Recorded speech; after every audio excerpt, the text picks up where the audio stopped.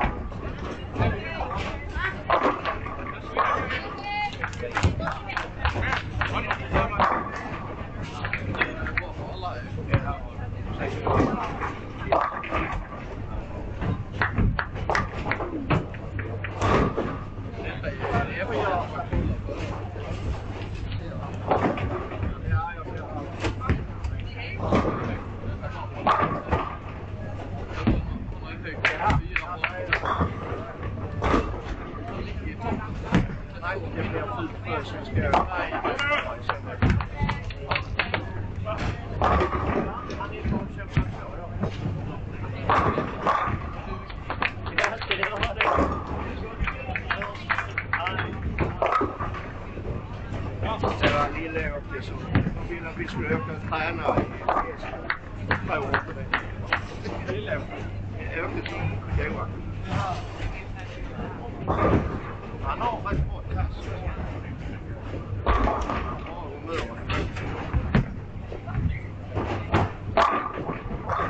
Det är snack. Det kommer en backe här.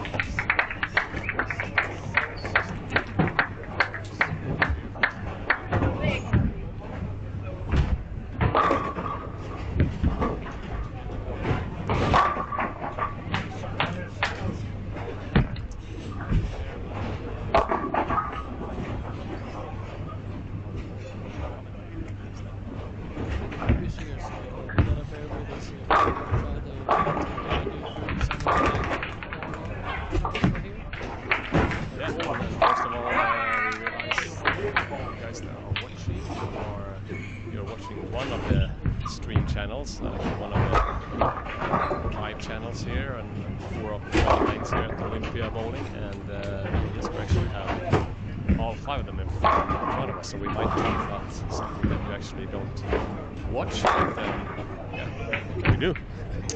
Yeah, that's a tough one. We can't speak about everybody at the same time, but we're gonna try to bounce around between the pairs here. So yeah, see what's going on for most of these players, and if you're lucky, we're gonna talk about some of your preferred stream channels. But yeah, we're gonna try to do our best here to follow along with the action going on. Yeah, and it's quite some striking going on for sure. I can't help be a little bit impressed and shocked at the same time about the game that's going on from Latvia, Mr. Bukums. He has a nice little 280 chance going on here on lane. What do we have? Lane 14, is it? Lane 12. I haven't really figured out where I see all the lanes. 13 and 14. Yeah. Exactly. Strike, gutter, spare, and then a chance to strike out going into the 10th frame. It's a pretty cool start of today's block. So this is block 2. Yeah, they already had 6 games in the book from yesterday, and they will bowl 6 games today and another 6 games tomorrow.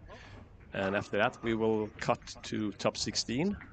So from my understanding, it's just about to get into the top 16 and get a good feel to bring into the round robin that will be played on Friday. Yeah. Yeah, I guess what today is what they call as moving day. Today is your chance to really move up the standings. You had yesterday to get comfortable and get what you get for score, and then today is all about just try to improve and move up the standings and put yourself in a good position for the last 6 games tomorrow. And definitely see a few players here with really good starts in the first game. So good way of looking at it, Jesper, moving up. But unfortunately, when somebody moves up, somebody wants have to move down as well. So it could be moving that way as well. But yeah, of course, yeah. It's and with this scoring pace going on right now, there will be some strikes needed to move up those standings. But yeah, it's definitely impressive to see here some of the young players out here that really making a statement here in the first game. Yeah, we have our neighbors, Finland and Norway, starts on 1 and 2, and Utting is starting with 245 and loses 21 pence on Finland, on Lucas. That's a pretty impressive start of the day. And then, unfortunately, we didn't get the 280 on Bokkums here, but 268, 269. 269 is a very good start. Yeah, open in the 10th there for Nicholas Carter from Denmark. He the leader from yesterday. Only player over 1400 yesterday, and he had 1462. So he definitely has some ground. A 222 game there to start. Definitely won't hurt him too bad. It's definitely an impressive performance from yesterday, and it's a good way of starting. Like, he has 4 spares and five strikes. He pretty much gets whatever he could out of that those numbers. Put the great strikes start together. Also by Connor Fleming from the United States. I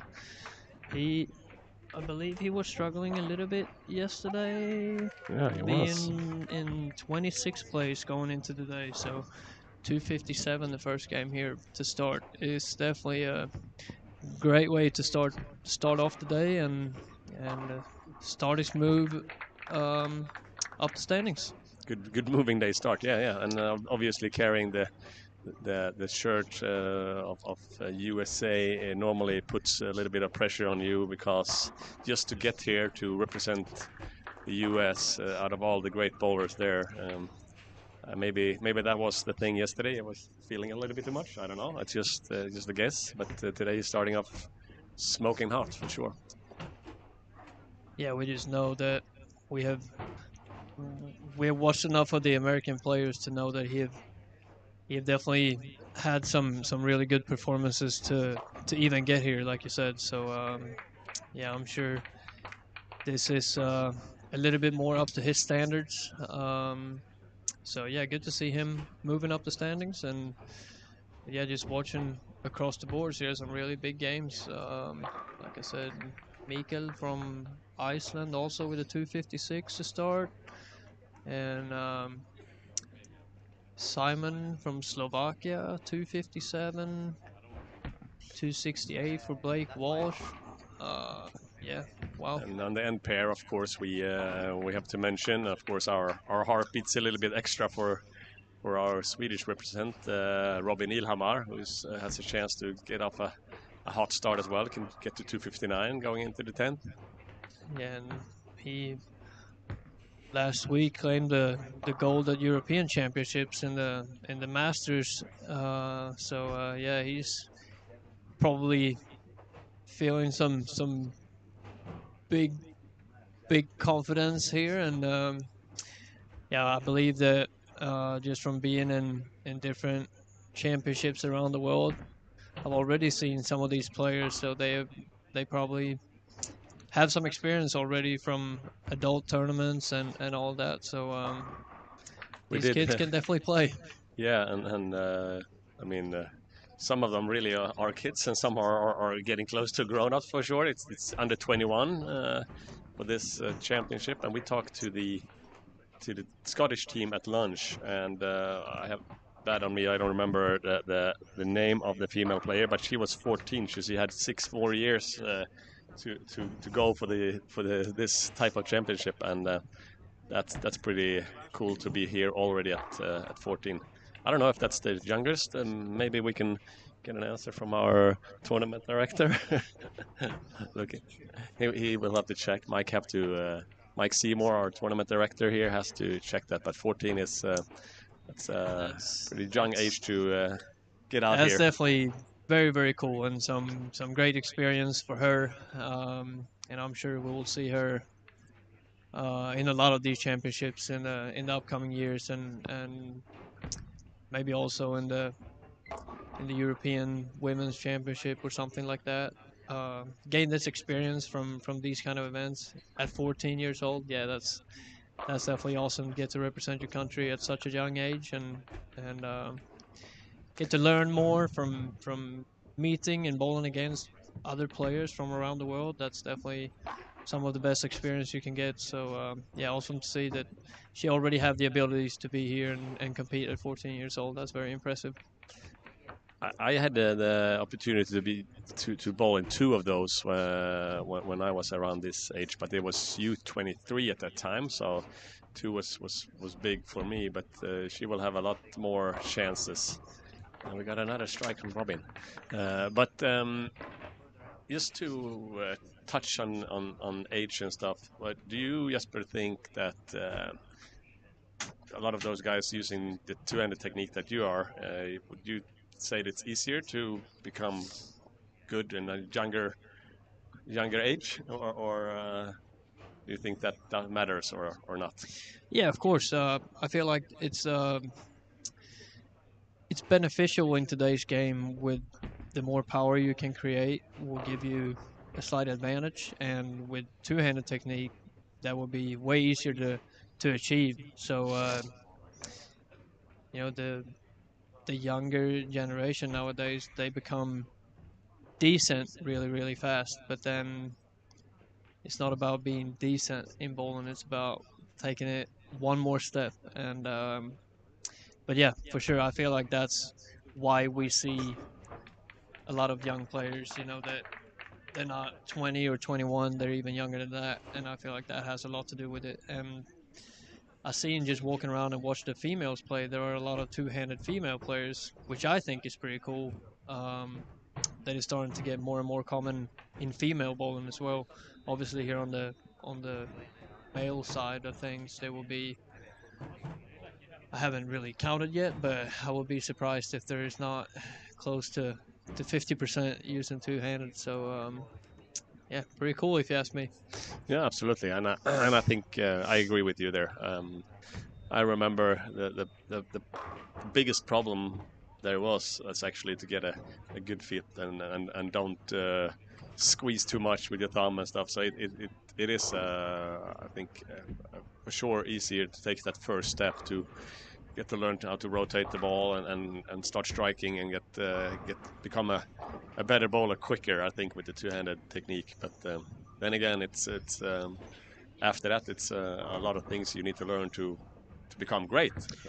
Yeah, just like you said there, with you can learn how to strike a lot, but then there's so much more to bowling than just throwing a bunch of strikes. Because the spare shooting can be a challenge when you're two-handed, and especially at a young age when you might struggle to get your ball speed up and stuff like that.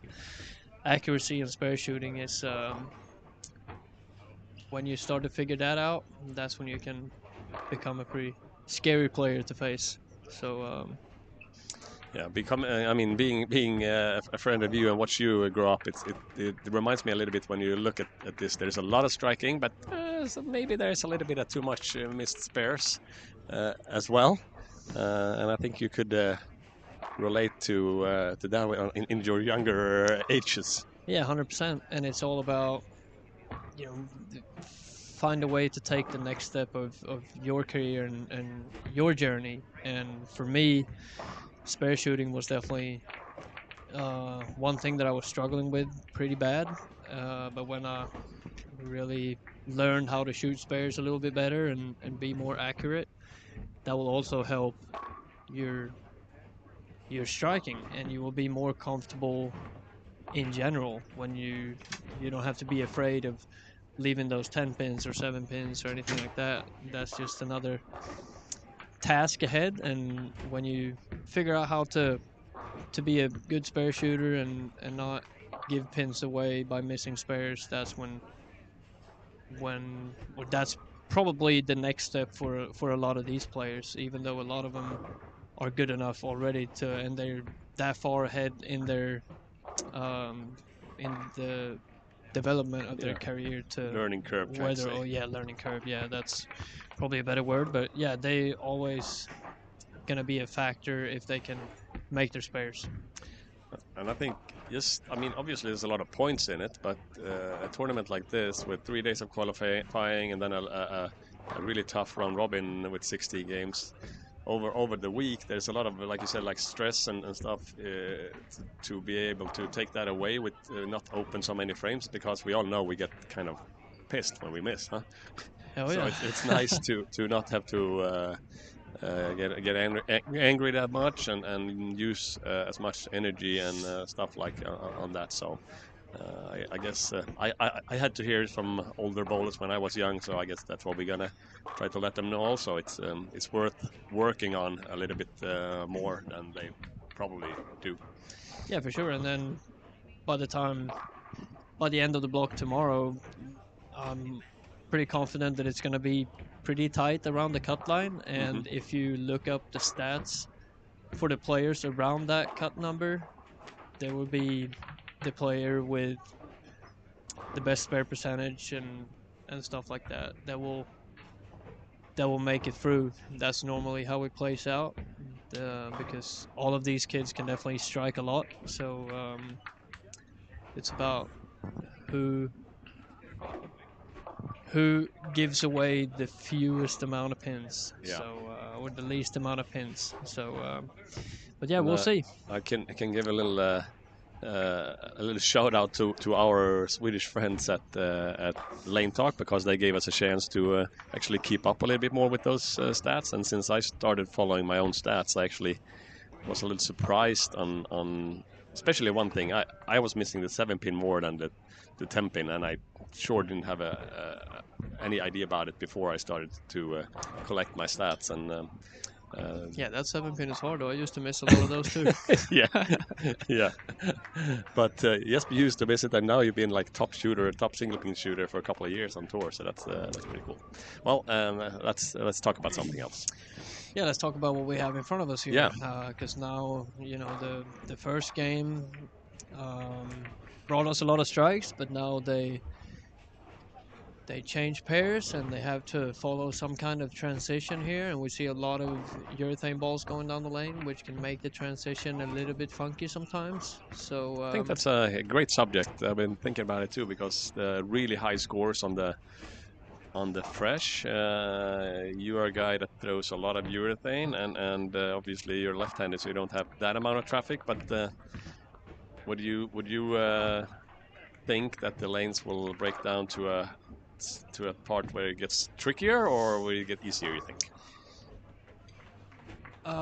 tough to say, but it will definitely be a little bit more pair-to-pair, might play a little different, and that's what you really need to be aware of as a player, and the coaches as well, to kind of keep track of how to adjust to the different breakdowns of, or the transition could be a little different from pair to pair. So that's definitely something that if the coach is kind of watching what's going on the pairs next to him, that would definitely be a big help for the player, because they're so focused on what they need to do in this exact moment, so they don't worry too much about what's going on the next pair. But a lot of these coaches are probably keeping track of that to help the players out, but I think that's what we can see the most, that the pair-to-pair might be a little tricky, and I think that's what we've seen during the first round of qualifying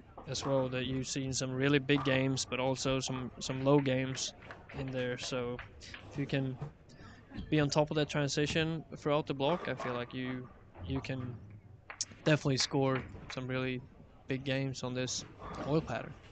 I think that's one of the things that's changed quite a lot from when I started to become decent in this game to now. Before, it was more about controlling the pocket and controlling the lanes the first game, and then normally some kind of made it to where the lanes open up a little bit, and then you get to a good pair, you needed to take advantage of it.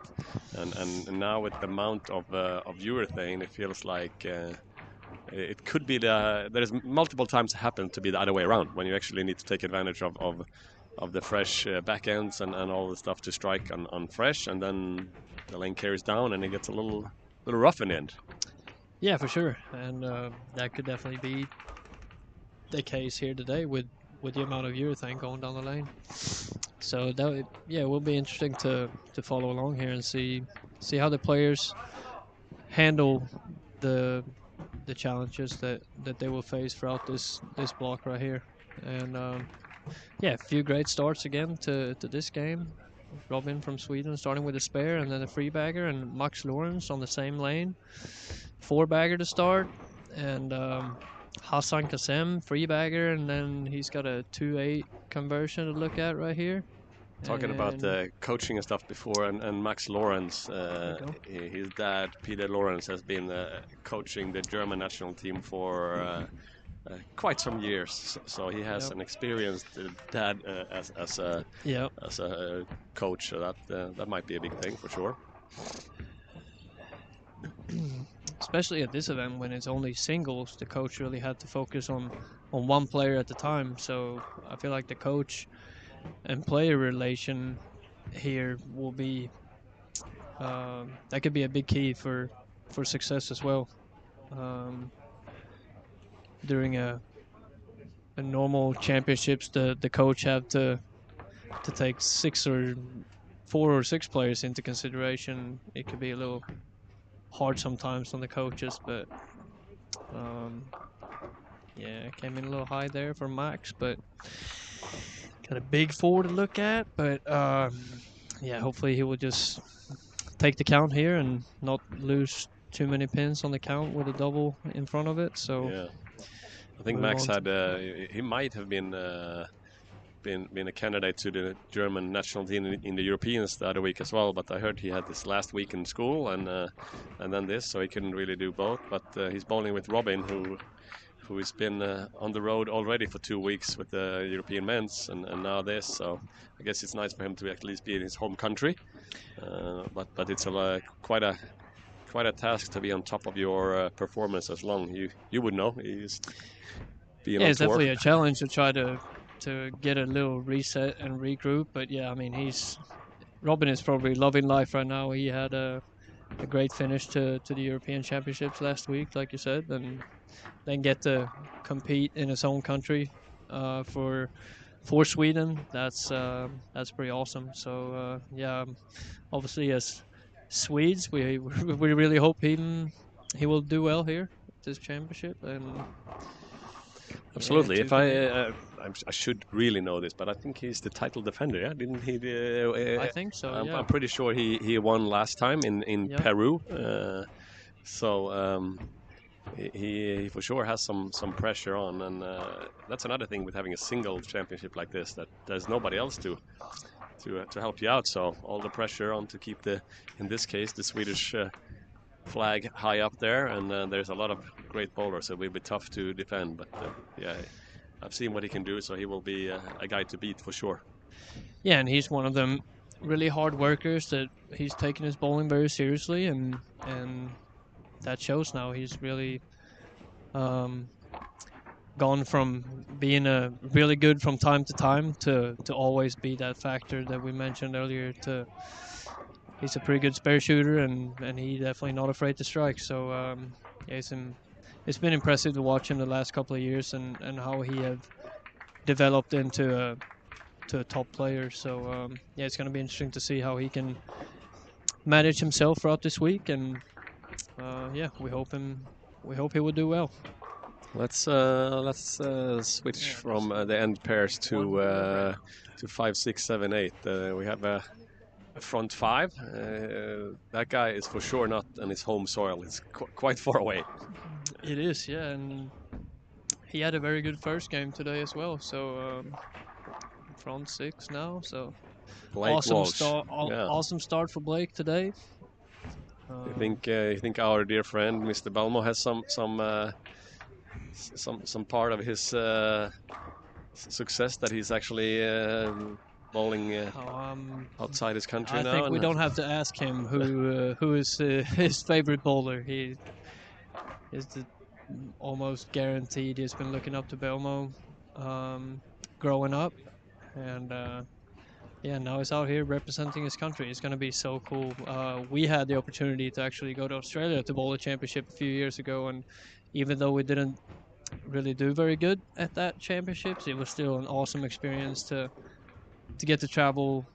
You know, bowling has given us so much as far as travels and stuff, so it's awesome to see that these guys get to travel all around the world to compete for their country. That's really awesome, and I hope dearly that all these players creating memories that they will carry for forever. Yeah, my two youth world championship was in Dominican Republic and Thailand. That's pretty cool countries to go to for a little Swede. The one country I've never been to bowling a championship is we never had a championship in Sweden. So obviously have a home crowd and everything would be cool, but that never happened to me. So a little mess in here to get to front seven, huh? Yeah, I got to compete twice as well in the under 21 World Championships, and it was in Hong Kong and in the US. Hong Kong was okay, wasn't it? Yeah, Hong Kong was good. Gold medal there, huh? Yeah, that was one of those moments that you will remember forever. That kind of proved to yourself that you can beat at the time all the other great talents around the world. So great experience. And so that's anything you plan to do in Hong Kong again soon? Yeah, hopefully. A leading question. Hopefully, I'll get the chance to compete for Sweden again in Hong Kong in November, I believe it is.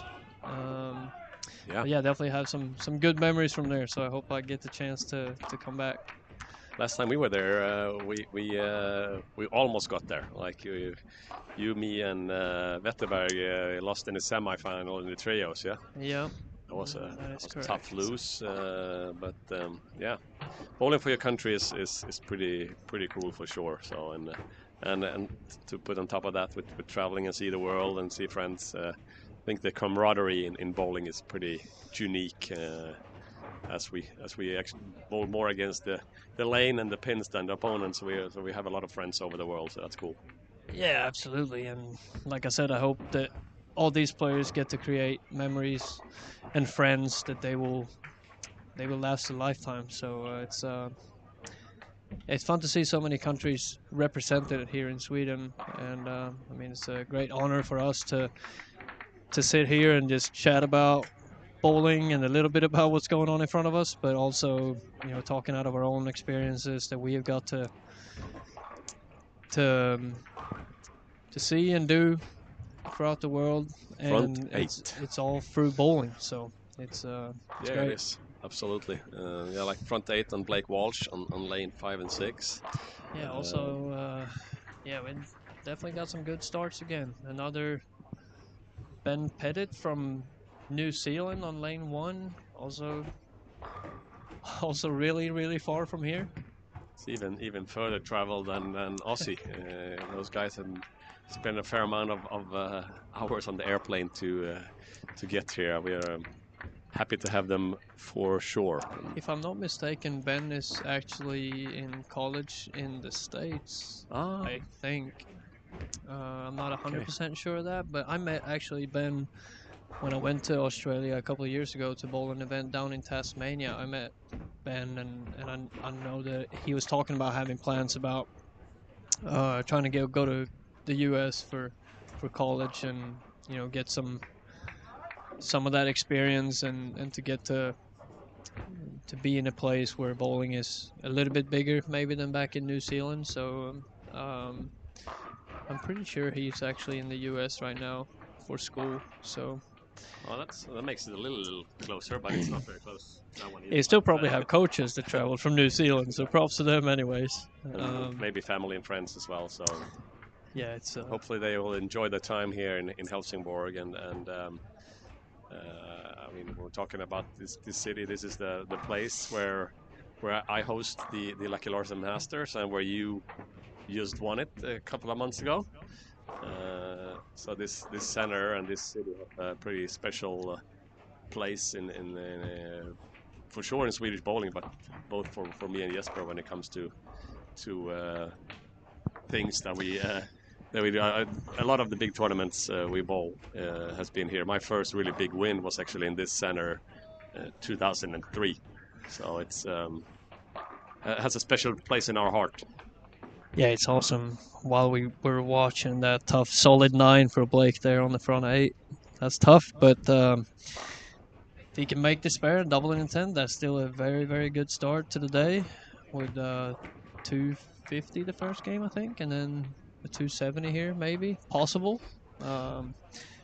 That's definitely good. But yeah, Helsingborg City and Patrick Bakke, the host here at the Olympia Bowling, is yeah, he's definitely great for Swedish bowling and like I said, the host of the Lucky Larsen Masters as well. And we always have a great time here, and I'm sure these athletes will say the same thing. Yeah, and I remember a few of these guys at least went to bowl the last Lucky Larsen Masters, so a few of these players definitely have some experience from this bowling center from before, so that could also be one of them small advantages compared to the other players here. So to be familiar with the lanes in the center and the city and everything, yeah, it helps for sure. It helps. Yeah, Patrick and his crew here they always do a great job, and the whole team here is they're all class act. The food is great, and everything around it. We really like it, and if somebody has anything to say else, let us know. We'll try to do something about it. But it's nice. It has been a little windy those days, but we can't do anything about that. That's why we do an indoor sport. We don't have to worry about the weather too much. But if you like to get out, there's a bunch of nice golf courses around here too. That's really really cool. But my golf game would be a little hurt in this wind at the moment. So 268 actually Blake Walsh had the first game, so 268, that will be a pretty cool nice start. pair strike, that would be back-to-back 268. But yeah, hopefully you can double in the 10th here for 279 and be on the verge on a great start to the day. On the pair next to Blake, there's the Romanian guy, mate. He just got from the Aalborg and the European men's as well, and I've been bowling a lot of European Championship, and Romania has never really been super close to take a medal, but they broke their took two of them in yeah, trios, exactly. Yeah, that's very impressive. They took both bronze medals in the trios event, and it was super cool to see a country bring home the first medals, and the joy and happiness that made. That was almost as fun as winning myself. So he's probably also full of confidence and ready to go out here and have another good performance.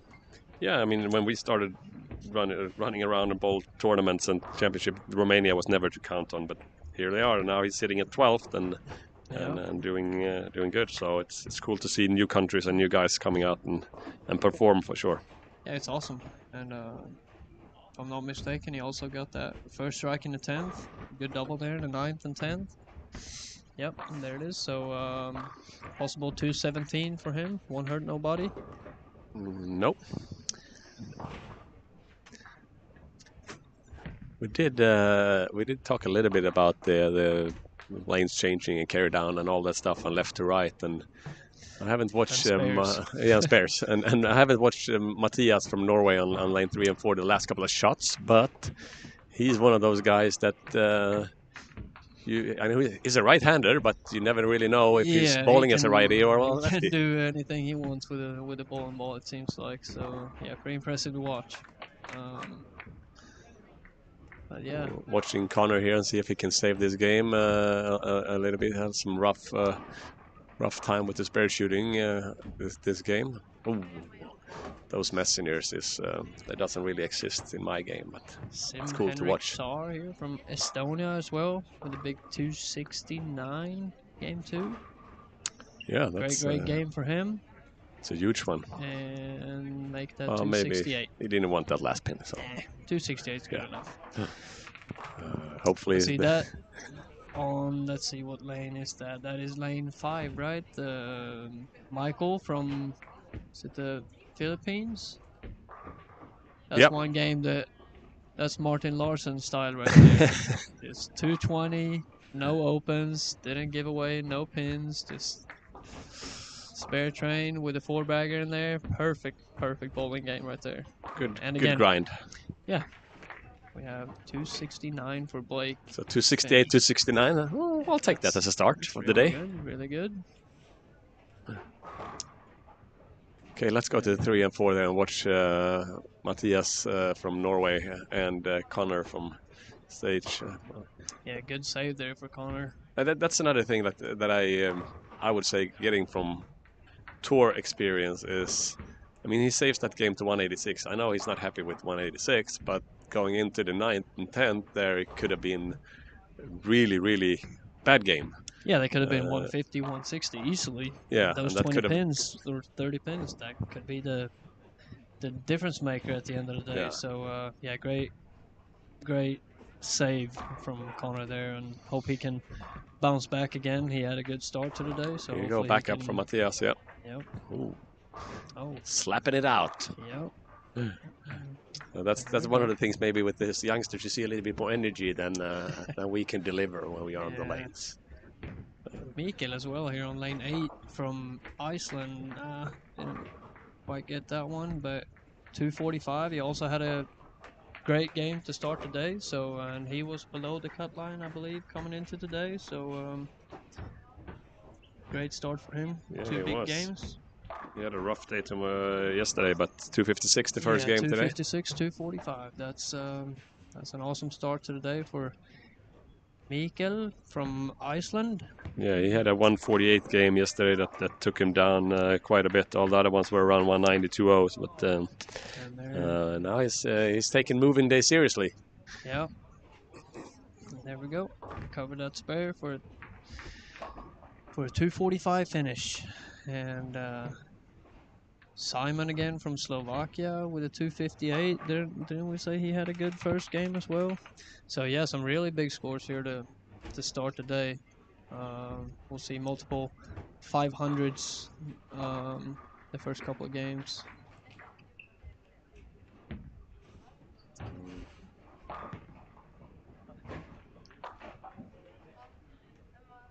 I can't find that. Yeah, 257. Yeah, you were right. Yeah, He's sitting third at the moment.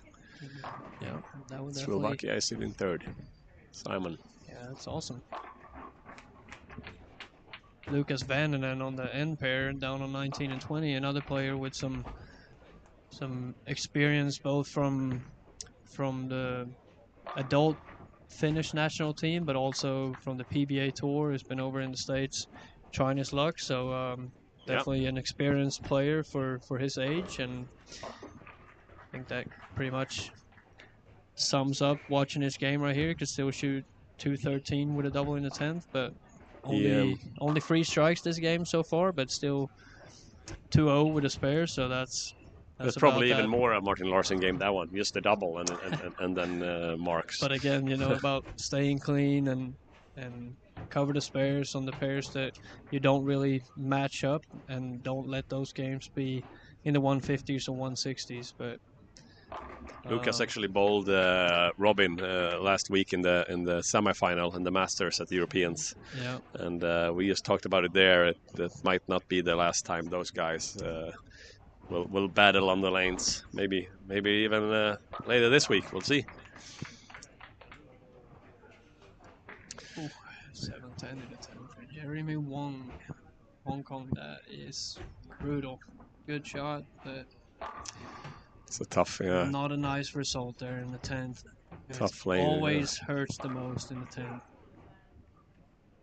Those are another thing that you notice on the best bowlers on the world, like to shake it off a bad 10th frame to move on to the next, because if you take it with you and you start the next game with a couple of bad shots and you don't know how to adapt to the new lanes, that could ruin the whole game afterwards. So it's really about shaking it off and get back on the horse and throw some good shots the first couple of shots in the next game. Yeah, and this, to be fair, was a pretty good shot from him there, 7-10. There's not much you can do, and just try to not really let that affect you. More just get back on track, and like you say, start the next game strong and try to bounce back. Our tournament leader, Nicholas Carter from Denmark, had another great finish of the game, 236. It's hard to pick up a lot of pins on that.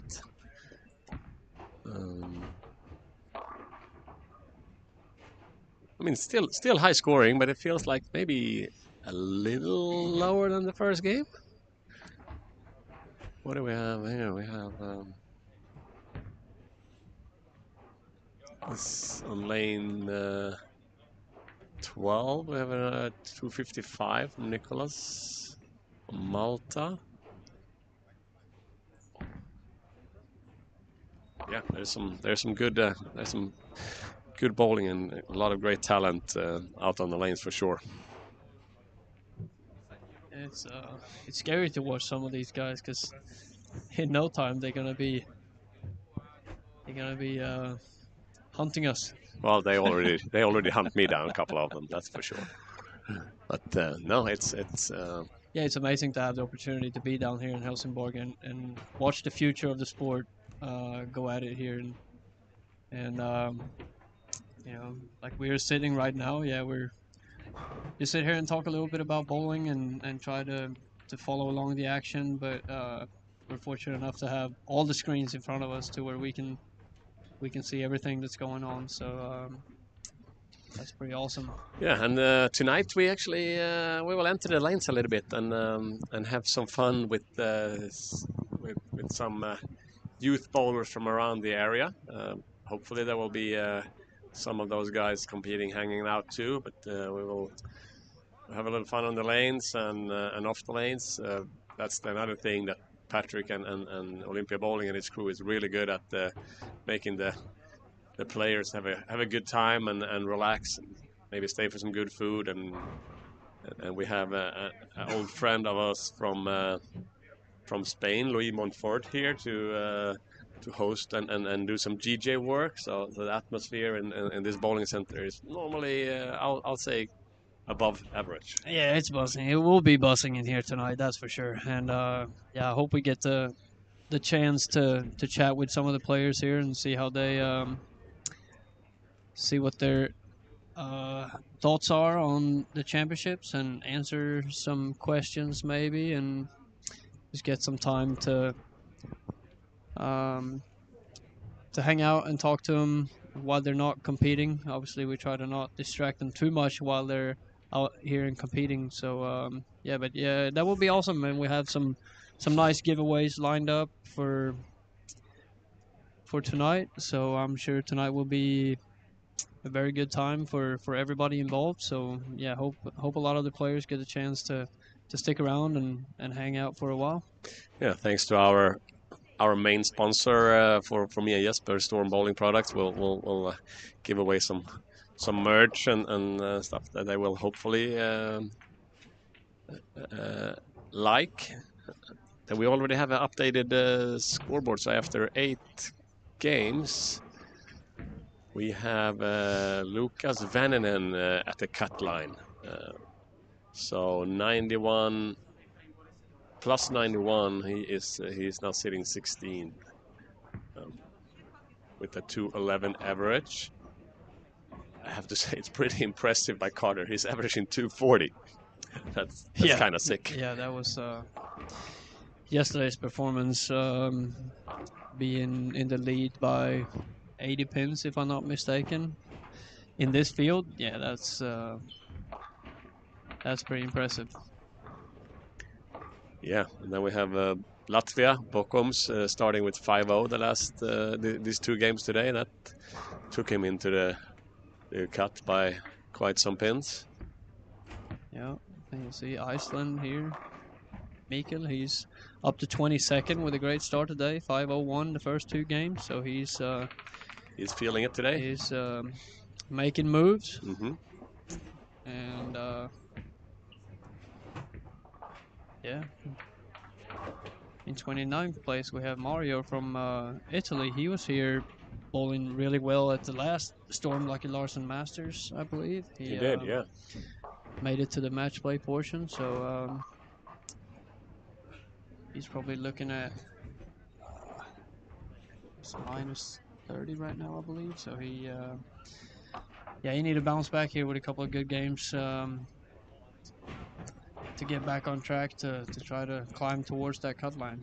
Italy is one of those countries that during my career they've gone from not being super dangerous in the championships to be the country to beat nowadays. Yeah, they're always up there, and they seem to always have really good team chemistry, and yeah, they really enjoy those moments. And yeah, I was there to watch them win the gold medal in teams in Hong Kong a few years ago when they beat the United States in the final, I believe, and that's probably one of the most amazing moment I've ever seen, to see that pure joy and happiness that they got from that. That was it meant a lot to those guys, and after that it seems like they have been to count with every time. And they really have a good generation right now with some really talented players that have bowled together for a long time. So it's been impressive to watch their journey over the last few years.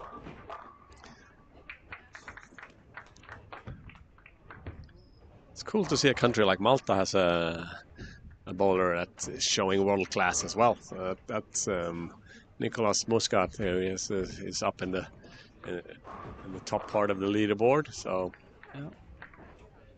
Malta used to be one of those places I loved to go to when I was younger, to bowl a tournament and hang out and have a combination of tournament and vacation. That's a little bit how we try to look at Helsingborg as well. We know there's going to be a lot of players coming here and not being happy about the performance, but we hope the center, the Olympia Bowl, and the city and the surroundings here will make up for it, and hopefully most of the people are leaving here are had a good time, and we know everybody can't win, so it's not only about winning; it's about enjoying life and the time around it as well. Yeah, for sure. And as far as the bowling goes, I have a feeling that this game will be. It will show us which direction some of these players will go for this block. Because, yeah, 2 games in now, this probably will be the game where the lane's starting to change and fairly drastically too on some of the pairs, I believe. So it would be interesting to see what happened this game, because you know these game 3, game 4. If you can, some of these guys that started really well today, if they can keep that up, they could look at a really big score today, and hopefully they can find a way to keep up that great bowling. Transition time, we call it, huh? Yeah. Yeah, if you can get through that one. Game 2 will probably be similar to game 1 at least, because most of the players are playing the same part of the lane and everything, but that spot probably starting to get a little beat up on some of the pairs. So yeah, we'll see what happens this game. What is your normal adjustment when you start to feel like the line you're playing and the urethane ball you're using are starting to get like a little slow or a little weak, and you need to do something to adjust? What would you say would be a normal move? Well, it could be definitely from time to time. It could be a little different, but typically the speed control, and your hand position will be the key. I feel like you could probably stay in somewhat the same area, but you really need to be cautious about your speed and your hand position. Because you might see your ball starting to pick up a little early or something like that, or to where you have to maybe bump up your speed some, but you can also not overthrow it. So it's about finding that perfect in the middle. But then you can also, on top of that, you can mixture with your hand position to try to get your ball to do the right thing. And I use urethane for the most part because I really like the control. So it's about trying to keep that control and not give away the pocket too much.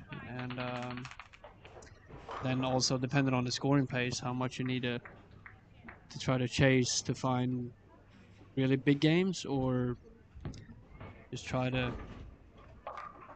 keep it together in a sense. But in this specific tournament, it seems like the scoring pace, you need to find a way to keep striking to keep up with the scoring pace. So but then again, it's only 211 at the moment to be above the cut number. So that's basically a triple and clean, or 2 doubles and clean to be in there. But then again, to win it, maybe you need to find something.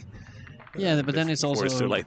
It's easy to say that just strike a few times a game and then keep it clean. But if you're starting to lose your ball reaction and you start to move around and try to find your way back to the pocket, it's easy to sneak an open or 2 in there, and all of a sudden you need a 5-bagger to recover from that to keep that scoring pace. So it's always that pros and cons with everything. So True that. But yeah, we'll see what happens here in this game. We have a 4-bagger from Ireland, Taylor Williams on lane 3 and 4, and that's another country that hasn't had too many superstars. We have a great friend in Chris Sloan that's bowling on tour, and I know he's a good friend of Taylor as well. Hopefully he learned in some, so I think that would be a major thing for Taylor to make this cut and to be able to chase the medals. He's now it's about 35 pins ish away from the cut. He finished yesterday with 159, so obviously that's something he doesn't want to do again.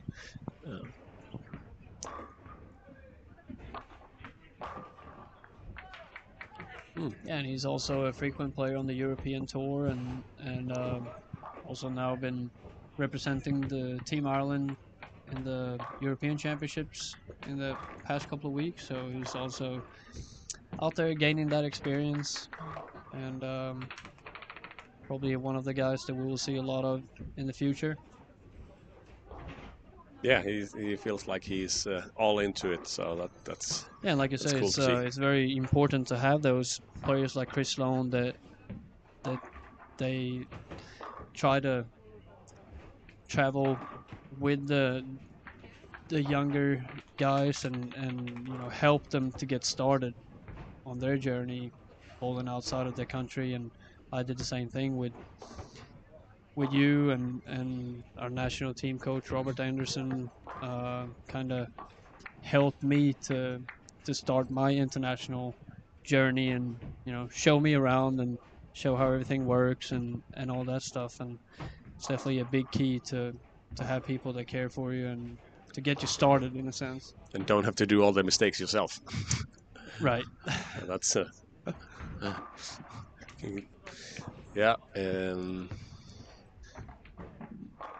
obviously we're here to watch and talk bowling, but if we go to the end pairs on lane 18, we will have Andrei from Ukraine, and I just talked to the coach, and obviously the horrible situation they have at home, not being able to fly. There's no flights in and out from Ukraine. They had to I guess it would be like my guess like a 2.5 hour flight, whatever, to here, not much more than that, but they had to travel in bus for 2 days to get here. That shows some commitment, and obviously that will, I think there's nobody that wouldn't like the Andrei and their team from Ukraine to do good, but I have no idea how much they've been able to practice and stuff, but for 3 years now it's been a tough situation for them, for sure. So hopefully he will enjoy his time here and bowl well. It seems like he's been taking up your style. Yeah, I like it. Yeah, I had the opportunity to meet Andrei in France when we bowled the European Championships, and yeah, such a great guy and down to earth. So it's it's amazing to see him here, and yeah, like you mentioned, it's we can only be sorry for the situation they are in, and hope that it can be solved as quickly as possible, and that they can get back to normal living standards back home. I don't know if the situation down in Israel had something to do with them not being here or not, but they were at the Europeans in Aalborg, and suddenly they were not allowed to get outside the hotel, so they had to quit the team event because of politics and war and stuff. And it's sad that those things are going around, and all the athletes cannot come and bowl and stuff. But yeah, sad situations, and like I say, we can only hope that things will get solved as quickly as possible, and we can go back to normal life for everybody and just enjoy what we love the most, and it's bowling, And like I said, I hope that all the athletes that are here at least can enjoy their time here and enjoy the great game of bowling. Yeah, so maybe we should let people enjoy the stream without us in their ears for a while. What do you think? Maybe we can go out and watch Taylor or Andrei on lane 3 and 4 and 1920, see if they can get the first perfect game of the tournament. Now you jinxed them. Now they might both miss. You think? I'm lucky, Larson. I'm not unlucky, Larson. Does that work for other people? Or is it just yourself? It seems it works more for other people than me nowadays. Oh, okay, good. I might change my nickname to Unlucky because it doesn't feel lucky anymore. Yeah, but it's been a great time so far. Should we try to come back later, you think? Maybe the last game, or? Yeah, we could, and see, watch the last game for sure here on the mic, and go out there and hang out, maybe talk to some of the coaches and parents that are here, and maybe talking about Mike. Maybe we should invite Mike for a few sentences when we get back to hear what the tournament director thinks so far. well, let's say we'll be back in the start of game 6 then. Talk later. Yep.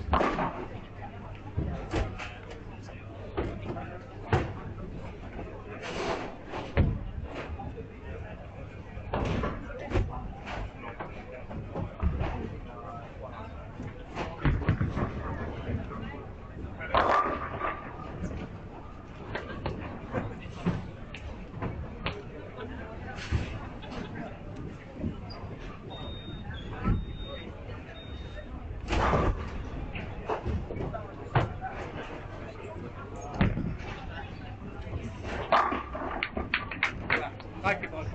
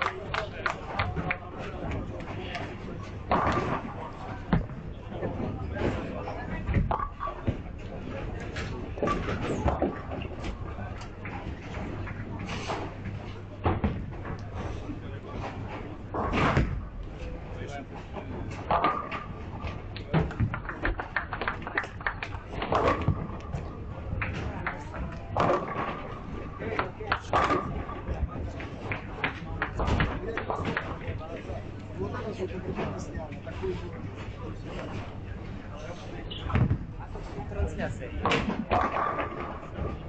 Стрим ведется, я потом сниму и все.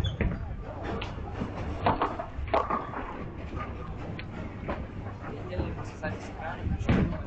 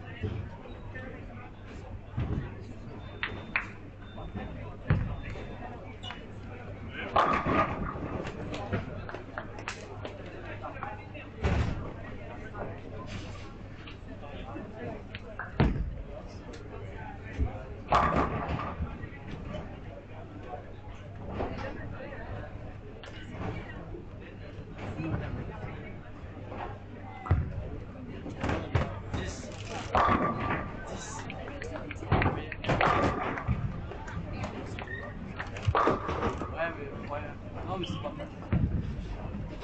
Ouais. 57. Pour une partie, je suis 16ème. Pour une partie, je suis pas 16ème. J'ai 37 kills d'avance sur le 16. Voilà, je fais 8 per 6. Je pense que la fin, ça fait 2 6. Et devant.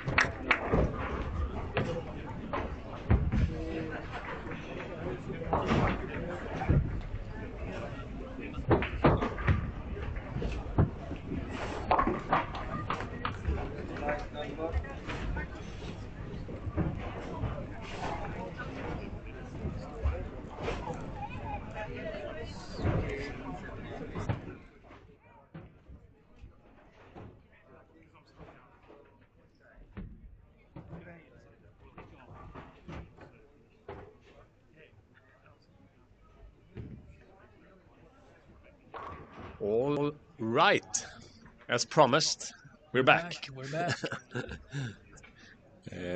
Time flies when you have fun, huh? We were chatting a little bit with you guys a while ago, and we promised to be back to do a little bit of commentary here for the last game of the day. I am Martin, aka Lucky Larson, and I have my dear friend with me, Jesper. Yep, Jesper Svensson still here. Enjoying some great bowling from the gentlemen out here. We see the last pair just finished up game 5, so they're about to move into the last game of the day here. And yeah, some really great moves in the standings. Some really solid 6-game blocks being put together here, or 5-game blocks so far, and let's hope that they can manage to keep that up for the last game here. Yeah, we talked about moving day. They had the one block yesterday, first 6 games to get to know the lanes and the center, and now they should have learned something from yesterday and picked up some good things from this pattern that Christy Jonas from Kegel has been putting down with the brand new nice Atlas machines. We're thankful for whatever Kegel does to this championship and to the sport overall. They're really professional when it comes into lane maintenance, and good guys to have to make sure that we are having a good playing environment. 43 feet, I think the pattern is. And when we were watching the fresh, it looks like there was quite a lot of urethane going down the lane, so I guess it's been stretched a little bit. And we talked about the scoring pace, Jesper, on the fresh. Have we seen any changes over the block, you think? Yeah, they seem to tend to get a little bit harder as the block goes on. Still, some of the guys out here have managed to find a way to strike through the transitions, and if you're keeping up with the standings, I think y'all can see that we have a new leader from Slovakia, and been putting together a really solid block here. But even for him, you see 250, 250, 240, 220, and 210 game 5. So seems like him as well still have a steady way to the pocket, but probably going through a little bit of carry issues now with all the oil being pushed down the lane. But still a very impressive block. Yeah, so we have far. Simon on 17-18, tournament leader at the moment. Yep.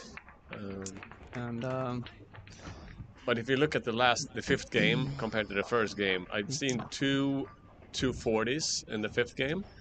Yeah. And 240s, we didn't really talked about 240s in the first game. There was a bunch of 260s. It was multiple 250, 260 games, game 1. So yeah, it's definitely a little bit of carry down, I would guess, makes it a little bit harder to get the ball through the pins now later in the block. And yeah, we talked about it briefly on different tricks to use for those situations, but like I said, we still have some really great blocks putting together so far. And yeah, we have in 4th place representing Malta, really solid block as well. 240, 250, 230, 230, and 210 game 5. Another island. Malta is a little smaller island than Australia, though. But Walsh has a great block going as well. 268, 269, 218. Started to go a little bit downhill there game 4 with a 180, but then found his way back to 240 game 5. That's impressive work right there. Yeah. And talking about making a run, Latvia, Bochum's has a good block also to be just inside the cut now. Yep. And to be in the cut right now, it's just shy of 213 average so far. So. And that was 211 when we started. So even if the high score's been going down a little bit, but the overall cut number has been moving up. And the red hot Nicholas Muscat from Malta is currently on lane number 4.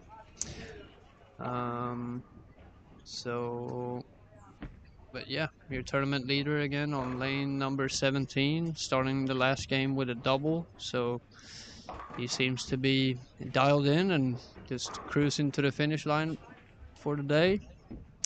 Some really impressive work for him.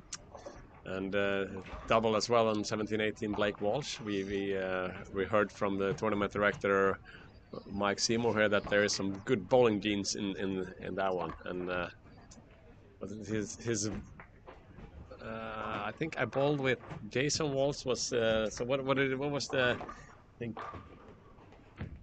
the brother of Blake's dad, yeah? Yes. Jason. Yeah. Yes. So Yeah. that's a different one on lane 15. Yeah, that is the risky part of hooking at that particular spare, but yeah, that's definitely a little unlucky there for Nicholas Carter. Still in pretty good shape though, even with that open frame there on, let's see what lane that is. Is it 16? And when we started commentating this block, there was who was it? Was it? I think it was the bowler from Latvia who had the 280 chance with strike, gutter, spare. Yeah. And I think it was a 1 and 2, and we had the same start here with the strike, gutter, spare on lane 2. Yeah. I guess there's some guys that trying to challenge the gutter, and sometimes it goes in. So That's how it goes.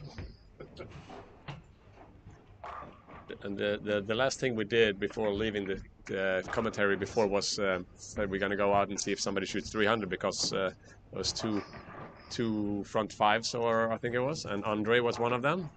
Jesper said I'm gonna jinx them, and so be it. So I'll see if I can jinx Andre this time, because now he's front 4 on lane 14, I think. Yeah, we have actually That's not my intention. On lane 5 and 6, there is one double 7 spare, and then the other 3 guys have started with the front 3, so they're looking to finish the day strong here. There's another strike from Brian from Singapore, right? So yeah, it definitely seems to still be some strikes left out there. It's interesting to see which players can really dial in here and manage their energy just enough to finish the day on a good note and a positive feeling going into tomorrow.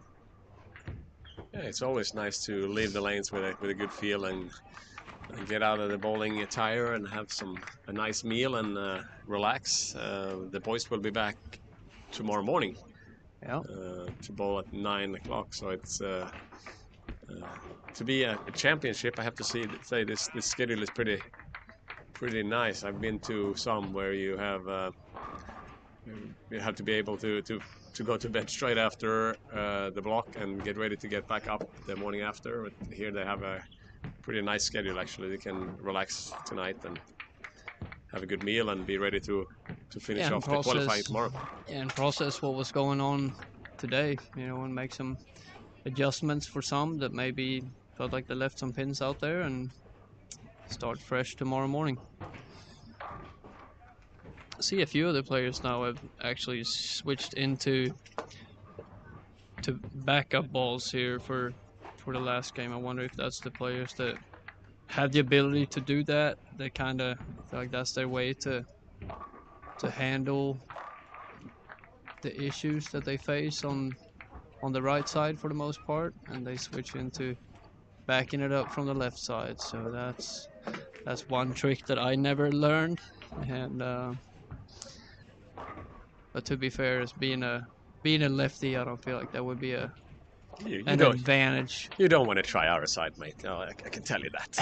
You stay on your left side and be happy. Yeah. Well, there is sometimes actually. We talked about the European Championship before. They were pretty rough, and they were sure not a lot nicer on the left than the right. Maybe even I have to admit they were slightly worse on the left than the right. And it takes me a bit to go there. So. And I feel like I bowled long enough to know the fact that those things goes both ways, and that's just how it is. But this week in particular, it seems like it's definitely playable on both sides. The scoring pace seems to be, like I said, the cut number right now takes just shy of 213 average, so seems to be on a reasonable level. So good job there from Christianos and Kegel, designing the pattern. But obviously, as we were talking about earlier, we have a big PBA tournament in the same location with Kegel as the lane pattern designers for that one as well. So they have a good amount of knowledge about this place to where they can make a pretty solid, accurate guess here on the pattern design and shape, and they could have a good idea of what the scoring pace will get to. So yeah, it's really good to have Kegel helping out there, because it's one of the hardest thing there is to try different patterns and make them some kind of fair and make them playable from different parts of the lane. And yeah, it's without their knowledge it would be super hard. So it's great to have them backing up this tournament, and as well as the Lucky Larsen that's going on here in late August. We actually start testing patterns now for that, so it's an ongoing thing, and it's one of the harder things there is for sure. So we'll see what we're gonna come up with this year, but I think you kind of liked it last year. yeah, you don't have to change it too much. Yeah, well, let's see. There was different opinions on that, and that's the only thing I know for that it's absolutely for sure is that everybody won't like it. That's just impossible. Yeah, that's a tough part about organizing a tournament, I guess, to try to make as many as possible happy. But talking about organizing tournaments and patterns, maybe we should invite the tournament director here for a couple of minutes, and we're asking some questions. Mike, do you have a chance to come join us? He's, we need to make some room for the big man. No, you don't have to tell them that. You're not in. They can't see you, Mike. No, it was unnecessary. Mike Seymour, yeah, too much information. Thanks for bringing the World Cup, Youth World Cup to Sweden. We appreciate you guys wanted to let us host the event. Well, it's an absolute pleasure actually being back here again, because I was here in 2022 when the World Youth Championships were on, and Helsingborg is just a lovely city. The guys here at the bowling centre are very hospitable. Patrick knows what he's doing. Yeah, it's just a very, very nice bowling centre, and it's undergone some improvements since the last time we were here, and it's even bigger and better than it was before. It's not bigger. We wish it was bigger, but well, it just looks bigger with that big LED screen at the back these days. Yeah, the LED screen is pretty sensational, cool. Absolutely sensational. So let us know, like, how does it actually, like, how do you get a tournament like this? How do you get a tournament? I mean, it's basically up to the National Federation to put in a bid. Okay. Back in we have various events, and we have some criteria that we need to meet and all that sort of stuff. And federations put in bids with regards to where they want to hold it, number of lanes, are there hotels close by, all of those sorts of things. And the executive board reviews those bids and makes a decision whether they're going to award the event to that particular bidder. And that's what happened this year with Patrick. Patrick was very keen to hold another event, and he along with the Swedish Federation came up with a bid, and the board accepted it virtually straight away. So it was good. Cool. This is a perfect centre to hold this type of event, because with one representative from each country, boy and girl, it's not huge, it's not overly big. Yeah. So the centre can manage it, and it's quite comfortable here. No, it's good. And Helsingborg is not a big city, and the center is 20 lanes. It's one of our biggest challenging hosting the Storm Lucky Larsen Masters is we don't have any really big centers in Sweden. So 20 lanes is we have some that is a little bit bigger, but then again, you want to have as fair as possible as well. And we have a lot of centers with pillars, with walls, with stuff like that. Yep. Here we have 20 lanes with Straight. There's no Flat. walls in the Yep. way. There's no pillars. It doesn't matter if you end up on 1 and 2 or 19 and 20 or 11 and 12. It's all the pairs are equally easy or hard or whatever. So that's one of my main things hosting my tournament here. So I guess that's pretty good for you guys as well. We know bowlers they find a way to bitch and whine, and we don't want to let them have too many races. Exactly right. Cut those down as many as you can. But I know as organizing a tournament, it's not only the week of the tournament that's the work. There's kind of a lot of work. So there's months and months of preparation. It seems to go very quickly once you're here, because when you add up all of the preparation that goes into it, the hosts have a really tough time sometimes. I mean, bowling federations are notorious for deciding late whether they're going to attend an event. Notoriously late in submitting information that's required. And it puts a real strain on the organising committees and any federation out there that's hosting an event or is sending players to an event.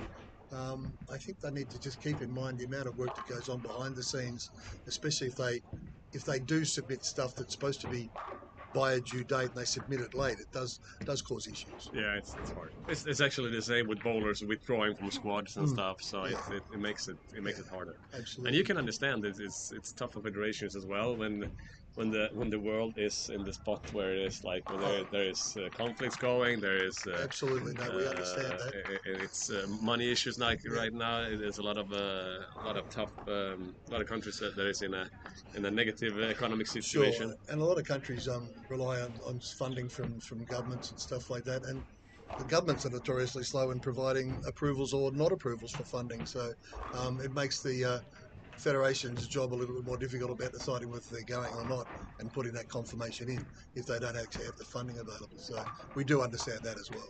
Okay. So Mike, I have a question for you. What is the best part about your job?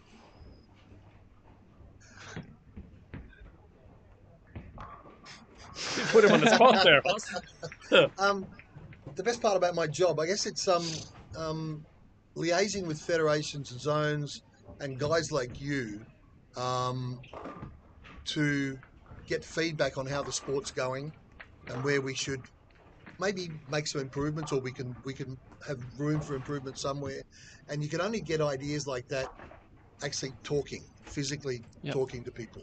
And coming to events like this, I'm fortunate enough to get to come to these events, and I get a lot of feedback from spectators, from administrators, from bowlers, from parents about stuff, and that's one of the best parts of the job, because you can get the information that can feed back to the executive committee so they can make appropriate decisions. So fair enough. And then on the other hand, I'm not gonna ask what's the worst part about your job. I'm not gonna ask that, but I'm gonna say, what is the wildest thing you've ever seen during a championship that you have hosted, like that you have had to deal with something extraordinary that have happened, like some breakdown or whatever? What's the wildest thing that comes to mind? I'm glad you mentioned that. Without throwing anybody out in the bus. No, I won't throw anybody out. Yeah, you don't have to mention any names. No, because maybe me and Martin are involved. One of the wildest things that happened in 2022 here, we were about 2 games into the team squad, and the scoring system went down. That's not good. And it was like nobody could get it back up again. So Jonathan from here was on the phone to Italy with Cubica AMF, and I was almost close to calling it quits for the day and bringing everybody back in the morning early to finish off the block, because it was like we were 40 minutes in and we still hadn't had a resolution. Yep. And a couple of times it got really exciting because the scoreboards flickered back on and then they died again. And it was a real situation about when do you actually make the decision to call it quits, let them pack up and come back and start afresh tomorrow. Yep. So 5 minutes later, they came back on and they stayed on. Thank Everybody God. was happy, and everybody that was here for that particular squad and that particular event, they took it very well. They knew we were doing our best to try and get it back up again. But that was quite exciting. Yep. Yeah, I figured. In a rough way. Yeah. Yeah, but I just figured there gotta be some of those like mishaps that you cannot prepare for, that you Exactly just right. gotta have to deal Yeah. with on the fly Yeah, as a exactly. tournament I director. mean, And one of the classic things is you when you're putting a tournament together, especially a big one. This one's not too bad. I heard you mention the schedule before, Yeah. and this is a pretty good schedule here because it's a pretty easy tournament to do. But when you get to the big events like the World Championships and stuff like that, where you've got hundreds and hundreds of bowlers coming in, and you're starting at like 9 o'clock in the morning and you're not finishing until 10 o'clock at night, the schedule's really important. As soon as you get a lane breakdown, for example, that lasts 30 minutes or 45 minutes, the whole schedule for the whole day's gone. yeah, Right? It just blows it out of the water. And it's those things you just can't plan for. Yeah. No, it's tough, and it takes a lot of work behind the scenes. That's the one thing I can relate to for sure. Oh, And the like, take for example the things you guys did manage to get the outdoor finals in Dubai a couple of years ago. Yeah. That was pretty cool. It was very, very cool actually. A lot of work went into that, and many thanks to Cubica AMF for providing the outdoor lanes, Yeah. and they came down and serviced them and set them up and all that sort of stuff. And that was a pretty good event, I thought. yeah, that's the kind of things, because I was fortunate enough to get to bowl on the outside lanes, and that's memories as a player that I will remember those forever, because it's so different. Yeah, for sure. What We is, had a similar event with the World Cup in Hong Kong this year. We took the finals into an indoor stadium on the island in Hong Kong, Nice. and just set up 2 lanes there and invited the public in. And we had about 1,000, I think somewhere between 800 and 1,000 people in at one stage. Wow, that's which amazing. is Yeah, that's really awesome. good. That's So awesome. those types of things they're good for the sport because they it's more high profile and it gets it out there and more people get to see it. Yep. And we like those sorts of things. I mean, we appreciate hosts being a bit more innovative in what they're presenting when they host a World Championship. So Yeah. that was really good. World Championship. That's the next thing, yeah. You're working with, and it's Yeah, actually in Hong Kong again. Well, we've got 2 coming up fairly close to each other. We've got the World Seniors Championships in Reno coming up in October, October 13th, I think that is. And currently we have close to 400 bowlers coming along. Oh, Is that going to be at the that's cool. stadium? That's at the stadium, National Bowling Stadium. Yeah, that's awesome.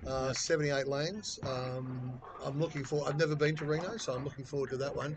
But yeah, we've got 4 divisions this year. We've got seniors and super seniors, men and women in both. So 50 to 65 and then 65 plus. Yep. So we've got 400. We're around about 400 bowlers already coming along. So Awesome. that's going to be a huge event. And then straight a month after, we've got the World Championships in Hong Kong. That's the combined World Championships. That's the only qualification event that we have, where the teams qualify through their zone championships. And I think Europe just finished their zone championships in the men's for their men's qualifiers. So we did, we did, and that's we talked about different things before as well about the situation in the world, and I know. The team from Ukraine actually took the last spot, and they were super happy about it. But straight after, it's the next problem because they don't know if they can get away and they can get the fundings and everything. So I was really happy when I got an email from Ukraine, the vice president of the Ukraine Federation, saying they wanted to come here. Oh yeah. Yeah. So it was really good. We'll it's nice to see them back on the world stage. Yeah. So, but I guess your schedule is not going to allow too much of vacation in the summer. Well, it's always summer in Bali where I live, so I get the perfect opportunity to live in a really nice place, and I work from home, and we get things done. So that's good. So we can look forward to a great championship in Hong Kong. We hope. Will anything special going on there this time, or is it? We're going to do the arena finals again back in the stadium. We're going to do the trios on one on the second last day, and the team finals on the last day in the arena. Oh, nice. So we're going to do that again. Cool. So looking forward to that. Hong Kong always puts on a great tournament. They're well organised. The Hong Kong China Tenpin Bowling Congress is well organised. They put on a great event. It's it's really good. So we're I've been looking to forward Hong to Kong. going back there. I've been to Hong Kong a couple times, and it's always been running smooth. And Yeah, They- things they- are good there. So They get lots of volunteers. They've got Yep. liaison officers for each team that come along. And actually, sort of stuff. yeah, I remember when I bowled the World Youth Championships there one 2014. year. Yeah, they had every team had a volunteer that she was like our guide. Like Yeah. we could ask her anything, yeah. and she would go with us anywhere that we needed, and she provided all the information and all the help, all the guidance that we needed. And they're that always was there, ready for you. Right? all the Yeah. time. That was absolutely amazing, and No, that they was do- the they first do a time great I job of ever organising the event there. experienced that. So that was that was amazing. Yeah. Yes, I think Asia overall is very hospitality and very friendly and stuff. So we have some stuff to learn from there, but we'll try to our best to be nice to everybody that visits Sweden this time. We're really pleased that you guys decided to host it, let us host the event here, and No, very happy to be here, I must admit. that's we're glad to hear. We know we're forcing you to say that, so. Oh, you mean let's tackling with the... now let's finish this block off, and then actually me and Jesper's gonna have to work a little bit here tonight. Yeah, I think and, this is the last game, isn't it? Yeah, it's it is. last Yeah, game, last couple of so shots, we're actually about to have a little event with the local youngsters here tonight. So we hope that we will get some of the athletes from the actual championship to stick around and hang out with us. And It's gonna be a little bit of music and a little bit of teaching, a little bit of Baker, and if you guys wanna see me, Jesper, and some of the other Swedish stars suffer, I think they actually will stream it as well. And on top of that, they will put the same pattern down on the lane. So yeah, they're gonna challenge us for real. yes, I don't really like it. We have everything to lose and nothing to win. It feels like, but That was my idea. yeah. Okay, thanks for that. You're very welcome, guys. Very So welcome. no house shot here, the tournament pattern, and we will try to give some of our knowledge to the up and coming future stars here. The future stars. Yeah. Yeah. And we'll. That's very good of you to do that. I think it makes the event a little bit more exciting for spectators and the youngsters around town that are coming in. I think it's a great idea. Yeah. Ooh, and me being Lucky Larsen, I think our Swedish guy on lane 9, Robin Lucky Ilhammar, now he kind of broke out a split almost straight in the nose and to strike the first one in 10th. He's making a really nice finish out of this last game. Maybe a chance to jump up a couple of spots. Yeah, great finish for him. Some really good games though. Simon, who led from Slovakia. Yeah, another 260. 267. Yeah, he he's, is definitely on a he's mission motoring today. along, Yeah, absolutely. mission today. So that's we have to say very nice bowling, Simon. Andre from Czech, we've seen him strike before, 256. There's plenty of strikes out there this last game, that's for sure. Yeah. It's 257 Yeah, from definitely some. Daniel from Malaysia on lane 20. 225 from Blake, 267 there, 246. That pair of lanes was quite good, wasn't it? Yeah. 246, 267, 225. Looks like you're about 220, you're going to lose ground. That's it's almost like those guys know what they're doing, huh? Yes, for sure. For Yeah. sure. They don't look too new to me, huh? There's some really great scores, absolutely. Absolutely. It's 250 there on lane. But then again, when you lose it, you lose it. There you see, there is some bad ones too. So it's this. It's really interesting. We look through the middle of the block. It's that's when it sort of goes, and then comes Yeah, this that's way the through the transition games that Yeah. we've been mentioning that earlier on the stream. That it's really about managing those that curves up and down, that and middle piece, yeah. We also talked about spare shooting, and I think Mr. Taylor Williams want to have a little look at that for this game. A lot of striking, but we're lacking some spares. So, well, I hope we've not been too tough to the. I the was guys, worried about the questions you were going to ask me, but no, we got through that okay. Thanks, guys. Yeah, Mike, we appreciate you hopping on the stream with us for a little bit. My It's pleasure. always interesting My to hear from the voices behind it all, and the people that make sure that Oh, we well, even thank you have guys these for coming events. down and doing the stuff that you're doing, the promotional stuff. It's really good. Absolutely. Yeah, well, we're gonna have some giveaways tonight for the kids, and maybe tomorrow we're gonna have some as well for those participating in the World Championship, in the World Cup. We know it's a big thing for them, and we appreciate them coming here and It's actually visiting Sweden and challenging the pressure that it takes to bowl an event like this for your country. Absolutely. So. And Jurovsky finishes on top again with Norway and Denmark. Blake Walsh drops into fourth. I have to say, organizing stuff in Sweden, we're normally really quick with numbers, but you guys, Thank you. You guys did some good things Thank here. you. This is Thank the you. quickest I've Yes, ever. It's like it's real time. Just As soon as the bang game's it, right? finished, it's on the scoreboard. That It's on the is results board. That's what it's supposed to impressive, be. Yep. and that makes our task here a little easier too. It's easy to Absolutely. follow, so Yeah. that's We've that's been really trying to good. build this up for the last few tournaments that we've had, and this one is actually coming together very nicely. So all of that overlay on the live streaming is all done by the same people that are doing our results. He's still doing the ticker across the bottom. He's got the stats up the top with about where you're sitting and how many behind the cut you are or where the cut is in comparison to yourself. It's coming together quite nicely now. Yeah, and I hope you guys that watch appreciate all the work. Like, I know there's a lot of people just think that everything should work, everything should be free, it should be that, it should be that. It's not that easy, but this way of watching the stream with the scores in the top and in the bottom and everything like that, it's nice. It is. It works pretty well. So we have Slovakia on top, Norway, Denmark, Aussie, Sweden.